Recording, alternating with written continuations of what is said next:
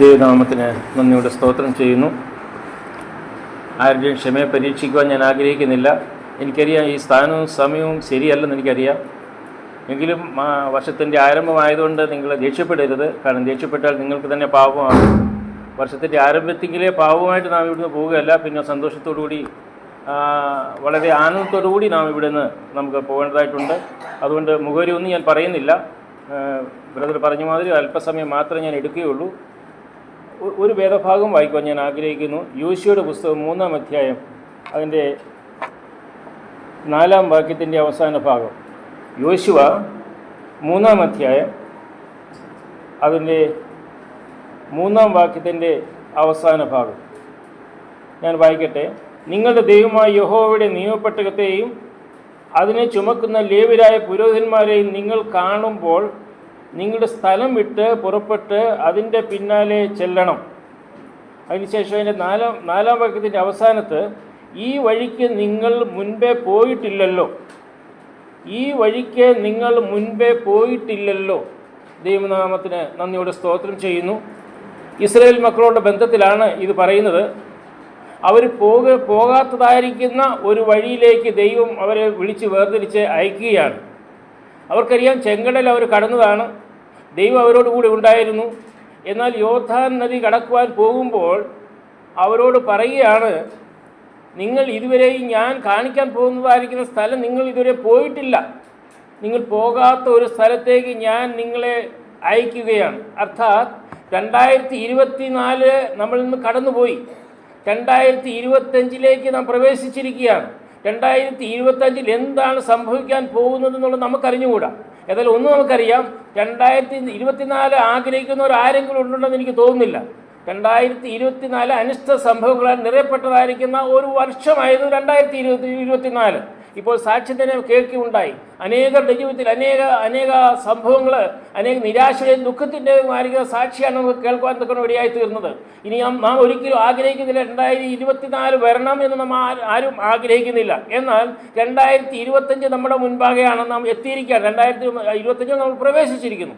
ഈ 2025 പ്രവേശിച്ചപ്പോൾ വലിയവനായിരിക്കും ദൈവം ഇസ്രായേൽ മക്കളോട് പറഞ്ഞതായിരിക്കുന്ന ചില കാര്യങ്ങൾ, അതായത് 2025 യോർദാൻ നദി കടക്കുവാൻ കൊണ്ട് ഇസ്രായേൽ മക്കൾ എന്തെല്ലാം കാര്യങ്ങൾ പാലിക്കണമോ ആ കാര്യങ്ങൾ നമുക്ക് 2025 പാലിക്കണം. എങ്കിൽ മാത്രമേ യോർദാൻ നദി കഴിഞ്ഞതിന് ശേഷം ഇതിലും വലിയൊരു യെരിഹോ മതിൽ നമുക്ക് തകർക്കാനുണ്ട്. അപ്പോൾ യെരിഹോ മതിൽ നമുക്ക് തകർക്കണമെന്നുണ്ടെങ്കിൽ യോർദാൻ നദി കടന്നേ മതിയാകുകയുള്ളൂ. യോർദാൻ നദി കടക്കണമെന്നുണ്ടെങ്കിൽ നമുക്ക് ചില കാര്യങ്ങൾ ചെയ്യേണ്ടതായിട്ടുണ്ട്. അത് എന്താണ് എന്നുള്ളതാണ് ഞാനിവിടെ ചിന്തിക്കുവാൻ തക്കണം. അല്പസമയം മാത്രമേ ഞാൻ എടുക്കുകയുള്ളൂ. 3-ാം അധ്യായത്തിൻ്റെ 3-ാം വാക്യത്തിലേക്ക് നമുക്ക് കടന്നു വരാം. നിങ്ങളുടെ ദൈവമായ യഹോവയുടെ നിയമപെട്ടകത്തെയും അതിനെ ചുമക്കുന്ന ലേവ്യരായ പുരോഹിതന്മാരെയും നിങ്ങൾ കാണുമ്പോൾ നിങ്ങൾ കാണണം. ആരെ കാണണം?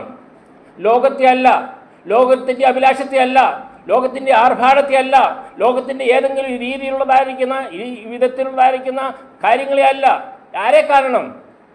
നിയമപെട്ടകത്തെ ചുമക്കുന്ന ലേവ്യരായ പുരോഹിതന്മാരെ നിങ്ങൾ അർത്ഥാത് ഈ 2025 പ്രിയമുള്ളവരെ നമുക്ക് മുൻപോട്ട് യാത്ര ചെയ്യണമെന്നുണ്ടെങ്കിൽ, നാം കാണാത്തതായിരിക്കുന്ന 2025 നമ്മുടെ കാലുകൾ മുൻപോട്ട് വെക്കണമെന്നുണ്ടെങ്കിൽ നമുക്കൊരു വ്യക്തിയെ കാണേണ്ടതായിട്ടുണ്ട്. അതുപോലെയായിരിക്കും ദൈവം.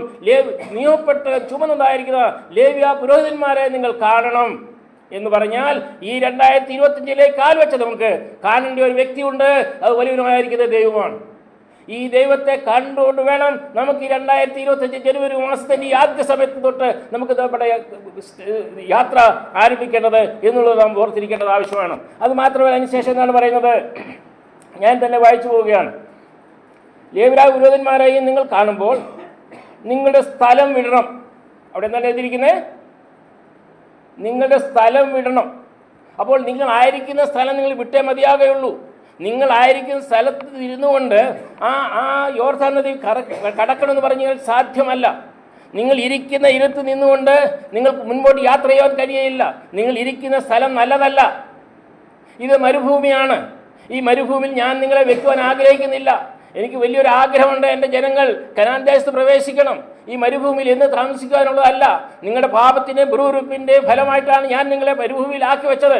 എങ്കിലും ഞാൻ നിങ്ങളോടുള്ളതായിരിക്കുന്ന എൻ്റെ മഹാസ്നേഹം മുഖാന്തരം, മഹാദേവ മുഖാന്തരം ഞാൻ നിങ്ങളെ ഒരിക്കലും സ്ഥിരമായിട്ട് ഈ മരുഭൂമിയിൽ പാർപ്പിക്കുവാൻ ഞാൻ ആഗ്രഹിക്കുന്നില്ല. നിങ്ങൾക്കൊരു സ്ഥലം ഞാൻ വെച്ചിട്ടുണ്ട്, കനാൻ. എങ്കിൽ ഒരു കാര്യം ചെയ്യണം, നിങ്ങൾ ഈ നിൽക്കുന്ന സ്ഥാനമുണ്ടല്ലോ, ഈ സ്ഥാനം നിങ്ങൾ വിടണം. പിന്നെ എന്ത് ചെയ്യണം? സ്ഥലം വിട്ട് പുറപ്പെട്ട് അതിൻ്റെ പിന്നാലെ ചെല്ലണം. ആരുടെ പിന്നാലെ നാം ചെല്ലണം? വലിയവനായിരിക്കുന്ന ദൈവത്തിൻ്റെ പിന്നാലെ നാം ചെല്ലേണ്ടത് ആവശ്യമാണ്. ഈ നിയമപ്പെട്ടകം ചുമക്കുന്ന ലേവ്യരായ പുരോഹിതന്മാരുടെ പിന്നാലെ നമുക്ക് യാത്ര ചെയ്യണം. 2025 നാം പ്രവേശിച്ചിരിക്കുകയാണ്. നമുക്ക് മുൻപോട്ട് യാത്ര ചെയ്യണമെന്നുണ്ടെങ്കിൽ, യോർദാൻ നദി നമുക്ക് കടക്കണമെന്നുണ്ടെങ്കിൽ, യെരിഹോ മതിൽ നമുക്ക് കീഴടക്കണമെന്നുണ്ടെങ്കിൽ, ദൈവത്തിനായിട്ട് ദൈവമക്കളായിട്ട് നമുക്ക് ജീവിക്കണമെന്നുണ്ടെങ്കിൽ, പ്രശ്നങ്ങളെയും പ്രതിബന്ധങ്ങളെയും പ്രതികൂല സാഹചര്യങ്ങളെയും അത് കടന്നുകൊണ്ട് മുൻപോട്ട് നമുക്ക് യാത്ര ചെയ്യണമെന്നുണ്ടെങ്കിൽ ഈ 3 കാര്യങ്ങൾ നമുക്ക് ആവശ്യമാണ്. ഒന്നാമത്, നിങ്ങൾ നോക്കേണ്ട ഒരു വ്യക്തി ഉണ്ട്, വലിയവനായിരിക്കും ദൈവം. നിങ്ങളായിരിക്കുന്ന സ്ഥലം നിങ്ങൾ വിട്ടേ മതിയാവുകയുള്ളൂ. ആ സ്ഥലത്തോട് നിങ്ങൾ നിങ്ങൾക്കുമായിട്ട് ടാറ്റ പറയണം. ടാറ്റ പറഞ്ഞുകൊണ്ട് നിങ്ങൾ മുൻപോട്ട് പോകേണ്ടത് ആവശ്യമാണ്. മാത്രമല്ല, ഈ ലേവ്യ പുരോഹിതന്മാരുടെ പിന്നാലെ നമ്മൾ യാത്ര ചെയ്യണം. ഈ 3 കാര്യങ്ങൾ ഇവിടെ നാം കാണുന്നുണ്ട്. അത് മാത്രമല്ല, പിന്നെ നാം എന്താ വായിക്കുന്നത്? അതിൻ്റെ 5-ാം വാക്യം,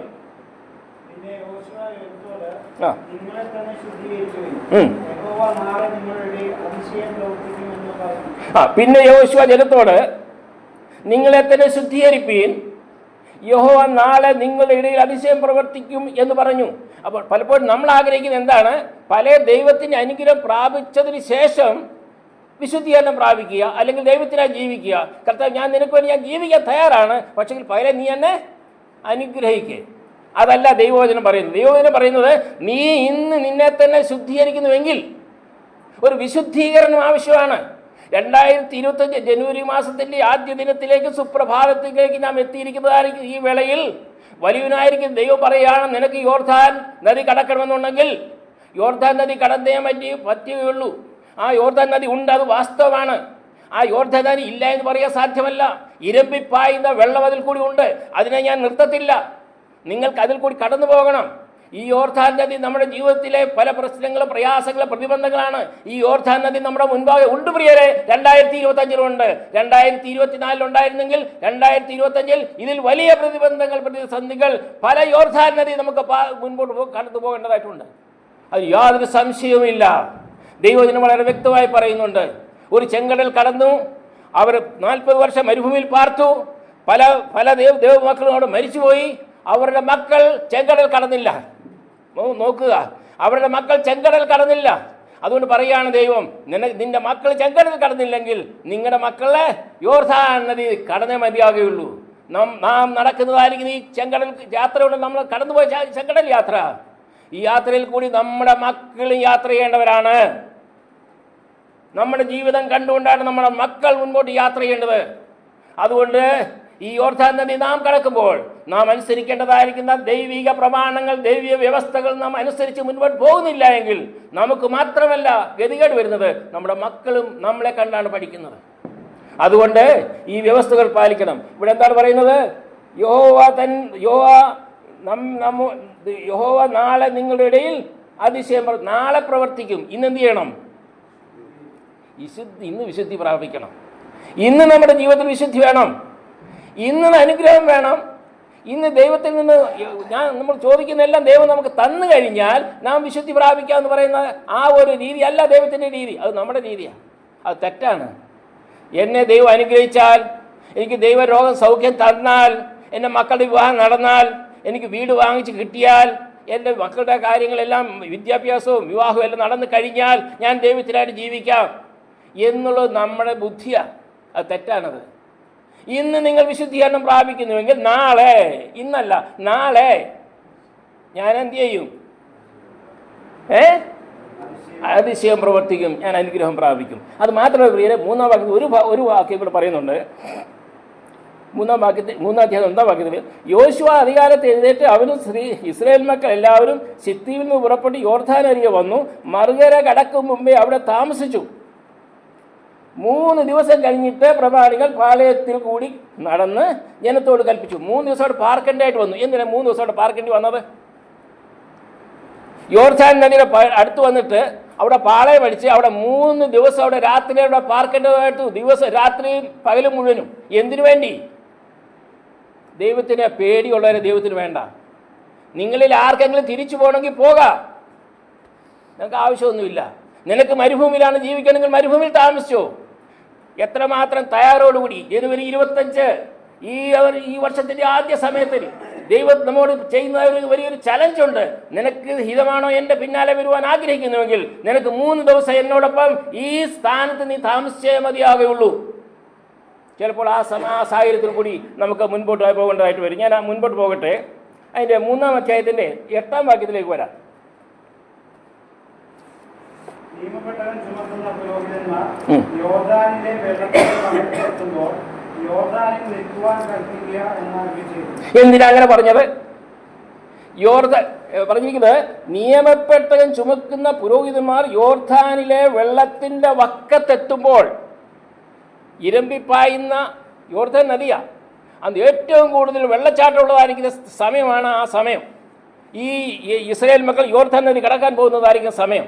ആ സമയത്ത് വെള്ളത്തിൻ്റെ അടുത്ത് വന്നു. ആരെങ്കിലും വെള്ളത്തിന് കണ്ടു വെള്ളം ഇരമ്പിപ്പായുമ്പോൾ പേടിക്കത്തില്ലേ? പേടിക്കും. എന്നിട്ട് പറയുകയാണ്, വക്കത്തെത്തുമ്പോൾ യോർദാനിൽ നിൽപ്പാൻ കൽപ്പിക്കുക എന്ന് പറഞ്ഞാൽ നിങ്ങൾ ഓടിപ്പോകരുതെന്ന്. ഓടിപ്പോകാൻ സാധ്യതയുണ്ട്. ഇന്ന് അനേകർ ഓടിപ്പോയിക്കൊണ്ടിരിക്കുകയാണ്. 2024 ചെറിയ പനി വന്ന്, കൊറോണ വന്ന്, അല്ലെങ്കിൽ ചെറിയ പ്രയാസങ്ങൾ വന്ന്, പ്രശ്നങ്ങൾ വന്ന് ദൈവത്തിൽ നിന്നും അകന്നുപോയ അനേകരുണ്ട്. എന്നാൽ ഇവിടെ പറയുകയാണ്, പ്രിയ ദൈവമക്കളെ, ഇസ്രായേൽ മക്കളെ, നിങ്ങൾ ആ വക്കത്ത് വന്ന് നിങ്ങൾ പേടിക്കരുത്. എന്ത് ചെയ്യണം? നിങ്ങളവിടെ നിൽക്കണം. നിങ്ങളവിടെ നിൽക്കണം. ദൈവത്തിൻ്റെ കൽപ്പനയാണ്. നമ്മളവിടെ നിന്നേ മതിയാകുള്ളൂ പ്രിയരെ. അത് നല്ല സ്ഥലമല്ല, അത് വെള്ളം ഇരമ്പിപ്പായാണ്. ഞാനിവിടെ നിൽക്കത്തില്ല, ഞാനിവിടെ നിന്ന് കഴിഞ്ഞാൽ എങ്ങനെങ്കിലും ഞാൻ മരിച്ചു പോകും, അതുകൊണ്ട് ഞാൻ തിരിച്ചു പോകുക എന്ന് പറയാൻ ഒക്കത്തില്ല. നിങ്ങളവിടെ നിന്നേ മതിയാകുള്ളൂ. അതിനുശേഷം 17-ാം വാക്യത്തിൽ ഒരു ഭാഗം ഒന്നുകൂടെ അത് പറയുന്നുണ്ട്. 3:17 വായിച്ചാട്ട്.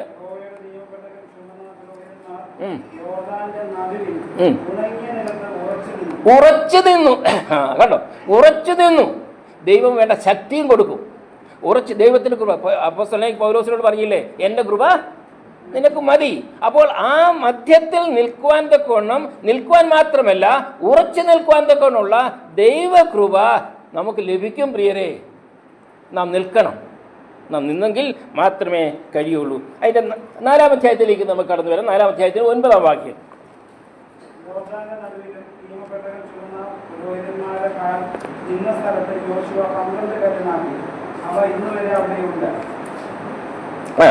യോർദാന്റെ നടുവിലും നിയമപ്പെട്ടവൻ ചുമന്ന പുരോഹിതന്മാരുടെ കാൽ നിന്ന സ്ഥലത്ത് യോശുവ 12 കല്ല് നാട്ടി. അവ ഇന്ന് വരെ ഇവിടെ ഉണ്ട്. പ്രിയരെ, നാം ഇന്ന് ലോകത്തിൽ ജീവിക്കുമ്പോൾ നാം സാക്ഷിയുള്ളവരായിരിക്കണം. ആ കല്ല് പറക്കിക്കൊണ്ട് പോയിരിക്കുകയാണ്. ദൈവം നമ്മോട് ചെയ്തിട്ടുള്ളതായിരിക്കുന്ന വൻ കാര്യങ്ങൾ നമ്മുടെ തലമുറ അറിയണം. ദൈവം നമ്മോട് എന്ത് ചെയ്തു എന്നുള്ളത് നമ്മുടെ തലമുറ അറിഞ്ഞേ മതിയാകുകയുള്ളൂ. അതിനുശേഷം 5-ാം അധ്യായത്തിൻ്റെ 10-ാം വാക്യത്തിലേക്ക് നാം കടന്നു വരുമ്പോൾ,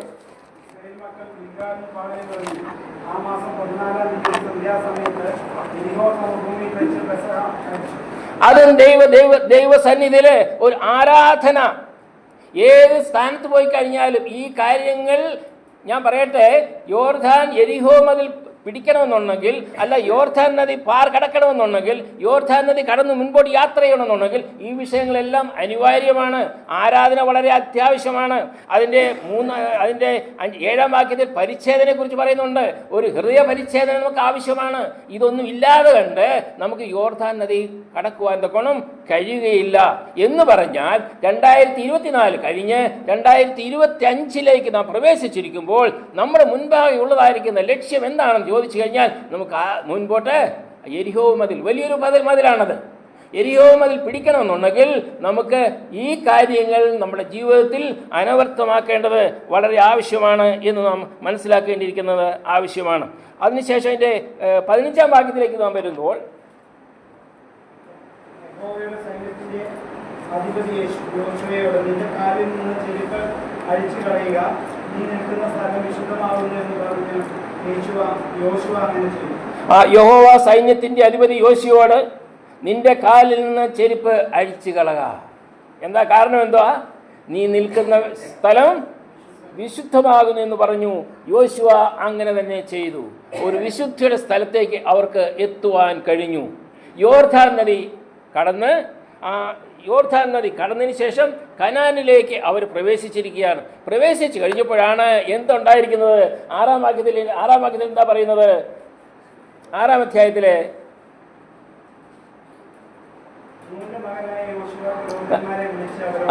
ആറിന്റെ 1-2. 6-ാം അധ്യായം യോശുവ 6:1-2.